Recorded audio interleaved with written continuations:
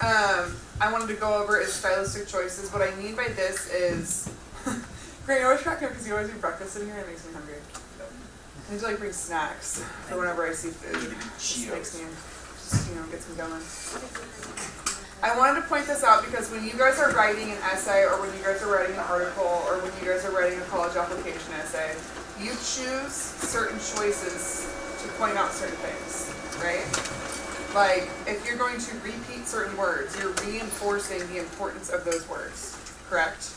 So you're always making choices in order to make your work better and in order to get a certain point across, okay? So we're going over this. So, linguistic choices are choices writers make to create certain effects for their readers, okay? Linguistics means language. That's all I need to know. Okay, so we're talking about how we use language in order to communicate, in order to write better. So stylistic analysis can be used to explain the relationship between linguistic choices on one hand and meanings and effects in readers' minds on the other. Okay? So this is two parts, right? You have the writer, you have the reader. Check your rubrics. Guess what was on there? Audience. Okay? That rubric was basically me evaluating your linguistic choices. Okay, it says, did they make it basically easy for the reader to understand? Some of you would choose a quote this big on something super scientific. Do you think that makes it easy for the reader to understand what you're going with? No, it can lose them. Okay, that's a stylistic choice that you're making, and you need to make sure that you're making it easy for the reader. Okay? Words. Think of how the term racial profiling brings negative thoughts to mind for you. Okay? There's a reason this author chose racial profiling versus stereotyping versus prejudice, right? Racial profiling is a loaded word that we're going to have more connotation with. Do we know what connotation means? Connection. Something that brings to mind. Yeah, I think did I explain this to you guys? The example of the word chicken? That was a junior class. Cole, stay with me, bud. Okay. Connotation is either the emotional connection you have to a word. Okay, so the word chicken, what comes to mind? The bird. Okay, that is the denotation. That's the actual meaning, right? Now, if I go tell David to go jump off a bridge and he doesn't do it, and I call him a chicken, am I calling him a bird? No. I'm calling him a coward. A coward, basically, right? That's a connotation. Chicken leg. It's an association you have with a word. Okay. So the fact that we have a connotation with racial profiling, that's the author's choice to make it a little bit more loaded, okay, than just using a word like stereotyping. Which other words refer to this term? I mentioned some. Stereotyping, okay, prejudice, racial profiling is probably the most loaded. What about other words in this article? He used words like stopping, frisking, profiling, law enforcement, unconstitutional, black and Hispanic. How many times did he say black and Hispanic? Lots. A lot. How many of you picked those words for your thing yesterday? Okay. What else did you guys pick for your words that you pointed out yesterday? Remember it was pick 3 repetitions of words that you noticed he used, and why did you do that? New York City. So the place. Okay. Police lot? No, that's true, because he's making sure that you understand, okay? So why would the author choose these specific words? Why would he constantly use stopping and frisking, profiling, law enforcement, unconstitutional, black and Hispanic? Why would he choose those words specifically? Because they're intense words. Okay, they're intense words. What did you say, Nick? What? No, I said he only said unconstitutional ones. But he's choosing that word, right? Do you think that because he could have said illegal, he could have said not right, but he chooses a word unconstitutional in order to underline the fact that this goes against the constitutional rights of black and Hispanic Americans, right? So not necessarily what's been repeated a ton, but by choosing this word over not right or illegal, this is a lot stronger, right? He's trying to make you purposefully a little bit uncomfortable so that it can get his point across better. Yeah, how many people were uncomfortable? This whole unit's uncomfortable. That was Right? It's not a fun topic. Okay? Dude, I experience this every day. It's funny. It's interesting to kind of go from this, especially from New York. I just think it's wild that this is happening in New York of all places. Okay? So Kira, What? stay with me real quick. So that's the purpose, right? You're choosing certain words, just like you might say, when you were talking about legal rights, you would use words for the animals in your essays. There were words like inhumane. You would choose super loaded words that were bigger than small words like, it's mean to treat animals this way. It's mean. Right? It's wrong to treat animals that way. You're gonna choose a more loaded word like it's inhumane, right? In order to get your point across. That's what I'm trying to get at to you guys right now. Okay? Words. Why do you think Herbert makes these different references to racial profiling? Okay. By that, what I mean is, why would he expand the word racial profiling to include all these other terms, like unconstitutional, stopping and frisking? What is he doing for the term racial profiling?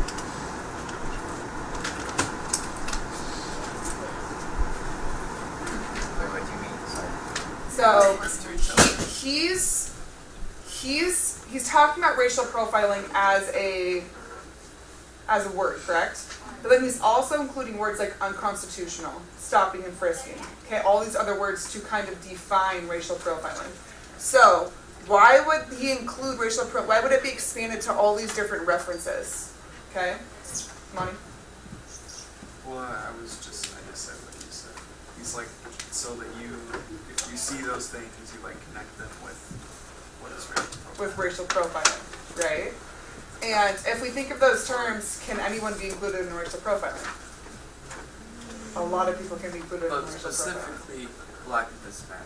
Yes, Okay. because Only specific. how many times did he reference Black and Hispanic Americans? So Herbert, many we're on your times. case. Huh?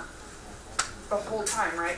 He was constantly repeating it into your, like he was literally driving it into your head that these are the two nationalities or races or ethnicities, right, that are being focused on by stopping and frisking and racial I profiling. thought it was so interesting most. because I was like, do Asian people never get stopped and frisked? I was like, According They to all the drive according to the Bugattis. statistics, no, because who was the third most common group? white people? White Americans, right? Yeah. So Armenians. Armenians. Yeah, did they get stopped? I think Armenians are technically classified as Caucasian. Oh. Same thing with Middle East. It's classified as Caucasian. It's a distinctly different culture. Yeah, cultural differences. We could go into social construct issues all we want, right?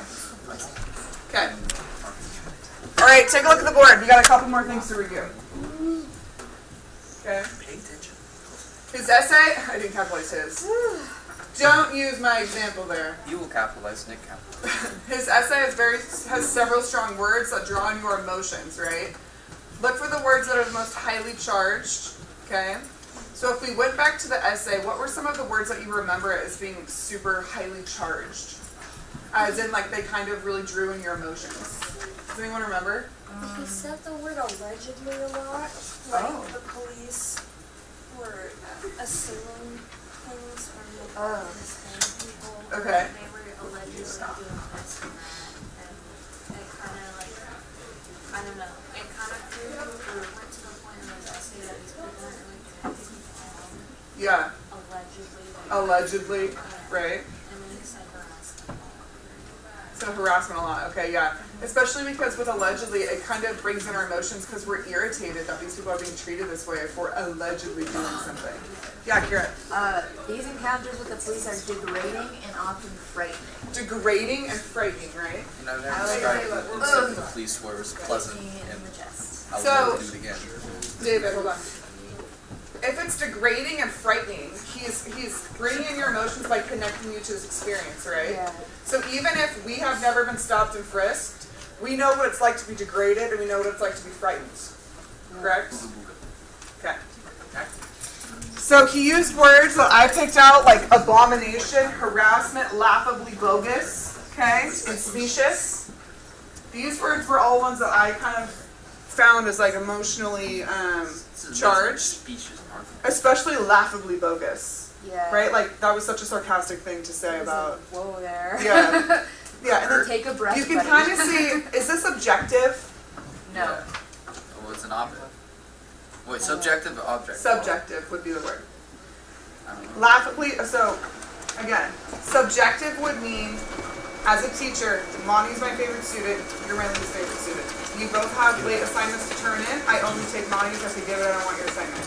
I'm being subjective. Okay, yeah, Okay. you need some. I'm being subjective to which student I want to serve. If you both, let's say Monty's my favorite student, you're my least favorite student. You both turn it in, I take it, and grade it the same. That's being objective. We're actually not having a favorite student is being objective, right? Yeah. So like, what is being subjective about was when you brought the data of like only 2.1% of Yes. African Americans. Yes. That's still 2.1%. Yes. Like no matter, he still has an unlicensed gun on him. You know, even if it's 2% of the population, it's still. Yeah. I mean, So whenever he's listing statistics, he's being objective, right? He's Yeah. presenting them in an objective way. Once he gives commentary, he turns into kind of a little bit biased. yeah. And that's what we want to stay away from in our essays, hence why in our rubrics, there's a language and style, okay? And it's all about whether your tone was formal. It was great. If you were using contractions all over the place, is that formal? No, It okay? ain't gonna work. Is your tone biased? good on Or that. was it coming across as like a fighting speech? Some of you guys did. You didn't come across as presenting evidence, you came across as being really In the biased. street over penguins. Alright. Okay, take a look at the board. Cool. I'm looking at it. Herbert varies his sentence structure, incorporating long and short sentences, okay? By incorporating different lengths, it makes his article easy to read and not boring. For example, some of you guys would give me an essay that said something like, animals deserve protection. Animals should not be meat. Animals, like it would be the same like 6-word sentences repeated, and it was just like chunky, okay? You need to incorporate a short sentence, a long sentence. You need to have different lengths in order to keep it interesting and so it doesn't sound choppy, okay? So take a look at this example. Not everyone who is stopped is frisked. When broken down by ethnic group, the percentages do not at first seem so wildly disproportionate, okay? How did he vary his sentence structures? One is short and one is long. Okay, what does he do with the second sentence? There's a comma. There's an introductory phrase, right? One broken down by ethnic group. Yes. So he could have also said the percentages do not at first seem so wildly disproportionate when broken down by ethnic group. He's switching it up by using introductory phrases, short sentences, long sentences, okay, in order to keep it interesting. Yeah. And not boring, that's the key. You need a clicker. I That is know. arguable. Well, in my last class, I had a wireless keyboard. But like, I'm 4, you know, we're still Okay. teacher. Accurate. Okay, Get your husband to get you. This is the same. just steal my husband's money. Borrow. Well, what's his 9, right? Exactly. It's not borrowed. I am carrying your baby, sir. Your account's my account. No, yeah. All right, let's look at one more example, okay? It's the same thing. I know. By incorporating different lengths, it makes his article easy to read and not boring, aka keeping you engaged and focused, all right? This is something that you need to consider in your own writing, all right? Yeah. Are you being really blunt, choppy, chunky, or are you incorporating different ways to say different things? All right? Yeah. So, I wanted to go over that before we went into our essay, but I have this cool project. Oh no. I think it's really cool. Okay. Okay. Hopefully I'll show I'm you. not sure though. Hopefully you guys will think it's awesome. Because I thought it was a cool way to incorporate what we're About learning. each other. Kyle, did you say wake me up? Yeah. Okay, so you're going to make a copy once you click the link. Awaken me. Alright, stay with me while I explain this. Can you see when I sit there? Okay. Alright, we have talked about racial profiling in this unit, but particularly that of the African American experience in Jim Crow policing and the evolution of racial profiling from the Jim Crow era.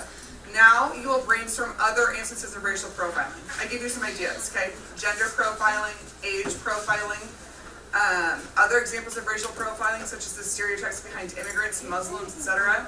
Research the internet and find an op-ed or an opinion piece from a news publication discussing one of these forms of racial profiling and complete the assignment below. I do not want one-sentence answers with yes and no. I want you to answer with in-depth and clarity. This is a 30-point assignment, so it's a little more than usual. Okay? The purpose for this is, if we go through, What is happening? Okay. You're happening. You're going to identify the topic of the article. So include the link so I can see it. Okay. So the topic might be, what is the type of profiling you're researching? Identify the purpose of the article. Okay. What is the author's purpose? What can you gain from this as the author's intention behind the article? Okay. What does the author want you to do? Identify the author's position using evidence. Okay. So there's a difference. Remember how we talked about the purpose behind something, the intention, and then what the author's opinion is. All right. Use evidence to back up what you're saying. So now we're going to move on to rhetorical devices. So the chart below will help you assess the credibility of the author. Before you evaluate whether or not the author proves his or her position, you will need to identify what type of evidence he or she makes use of based on the following definitions. Okay? So in the next section, you've kind of got like the type of evidence used in the article. I want you to consider what type of evidence they use, okay? Do they use factual example? All right, so reliable fact to support the data. So is there statistics maybe? Expert testimony, all right? Either a quotation or a summary from an individual person or professional agency. Okay, so maybe they brought in like a judge to kind of give their way in. Okay, statistic. That's very similar to factual example. Statistic might be a little more specific in terms of like 2.1% of this. Snitch. You say snitch? I looked at Oh, his okay. profile. Personal anecdotal experience. So maybe the author is from that profiled ethnicity or gender, all right, and they're doing their own personal experience. Commonly held assumption or belief. Okay, so an inclusive statement presented about human nature as if all readers would be in agreement with the author. All right. So are they using, because a lot of you guys in your essays would be like, everyone knows a dog is man's best friend. And dogs have emotions, right? That's what a lot of people use. That might be a commonly held assumption or belief. Okay, using something that everybody knows. Lastly, rhetorical appeal. Okay, maybe they're using ethos, pathos, or logos, primarily an emotional appeal, in order to get their point across. Okay, so you're identifying how they're getting their point across in this. Lastly, what is the reliability scale, 1 to 10, using evidence? Okay, so the author. Is the author reliable? Is this article reliable? I want you to rate that. Lastly, did the author prove his or her point? Why or why not? Okay? So while we're still sticking within the racial profiling frame, I'm also forcing you to look at the rhetoric behind the article. Okay? What did they do to get their point across? Stylistic features, all right? What type of evidence did they use? Was it effective? Is it trustworthy? And why? Okay? We know how to do this stuff, right? Yes. We've been over this a lot. This is what we've been doing a lot of. Okay, so now you're kind of doing it on your own article. Okay? So go ahead and start researching, find something, some type of profiling, some type of, an example of prejudice that you want to do. You can use any of those examples. If none of those stick out to you and you're kind of drawing a blank and you want to talk to me, then we can figure out something a little more interesting. Kira? Oh, is that you? Okay. So the chart thing, we're just using that as a reference. Yeah, so that's not, you're not doing anything there except this is the question. So it says identify the type of evidence that was used in the article. These are the types of evidences that they could be using, right? Okay, so that's all we're doing, just finding an article, and we're just. And then you're doing this. This is your assignment for today. Can I use the restroom? No. Yes. Any questions?